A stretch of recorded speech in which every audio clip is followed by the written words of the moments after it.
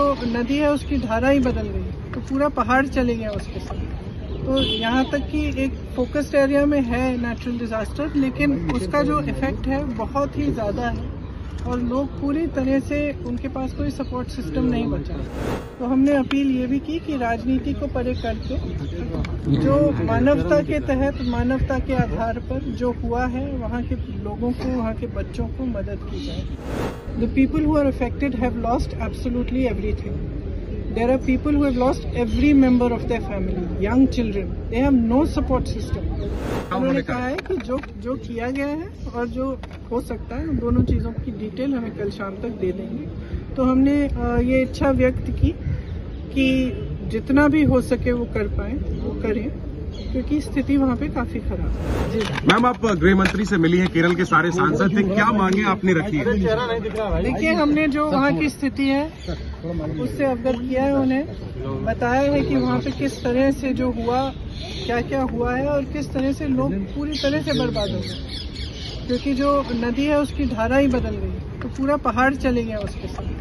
तो यहाँ तक कि एक फोकस्ड एरिया में है नेचुरल डिजास्टर, लेकिन उसका जो इफेक्ट है बहुत ही ज़्यादा है और लोग पूरी तरह से, उनके पास कोई सपोर्ट सिस्टम नहीं बचा। लोगों के परिवार, लोगों के घर, उनके बिजनेसेस, पाठशालाएं, जो भी था सब बह गया। तो इस परिस्थिति में अगर केंद्र सरकार कुछ न करे तो लोग क्या उम्मीद रख सकते हैं।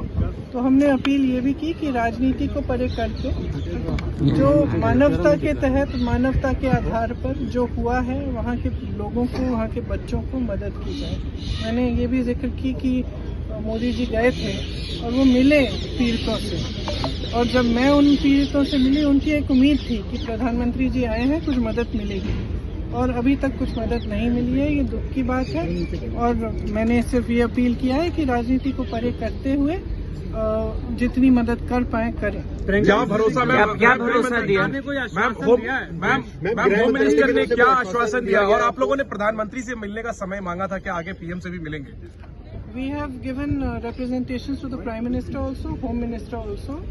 The devastation that has happened in that area is complete. It is a small area in which whatever was in the way of the river, when the river changed course, it has taken away. So it is not just a question of people losing one member of a family or maybe some part of their home or some part of their life.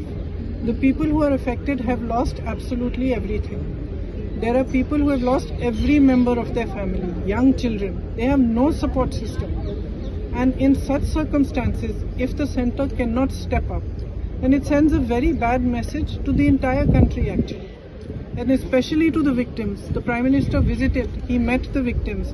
I personally spoke to them, and even after he met them, they expressed that now he has come, maybe we will get some relief from the center. 4 months have passed and that relief has not been forthcoming.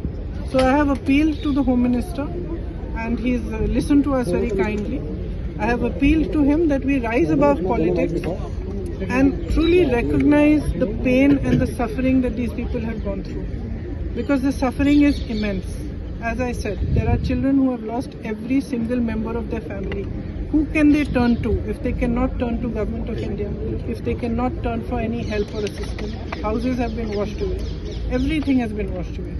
So it is just on behalf of all the MPs of Kerala, it was our appeal to them that they should consider this very seriously and be more forthcoming with the relief so that these people can rebuild their lives. Ma'am, home minister ने क्या आप लोगों को कहा और कल बताया जा रहा है कल शाम तक उन्होंने कहा कि कुछ डिटेल्स देंगे, क्या उन्होंने कहा है? कि जो किया गया है और जो हो सकता है, उन दोनों चीज़ों की डिटेल हमें कल शाम तक दे देंगे। तो हमने ये इच्छा व्यक्त की कि जितना भी हो सके वो कर पाए वो करें, क्योंकि स्थिति वहाँ पे काफ़ी खराब है।